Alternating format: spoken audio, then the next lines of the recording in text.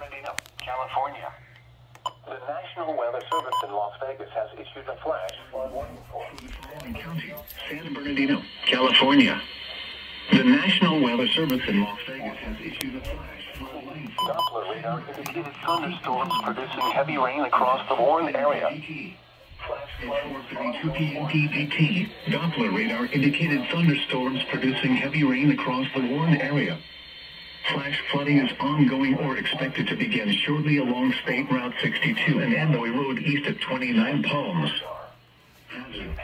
Life-threatening flash flooding of low water crossings, creeks, normally dry washes, and roads.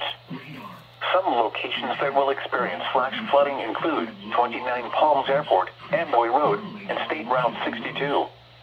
Some locations that will experience flash flooding include 29 Palms Airport, NOAA Road. These are the 4 p.m. Pacific Daylight Time observations for Inland Empire area. At the Riverside Airport, 807. The Weather Channel. A little mulch goes a long way. Mulch.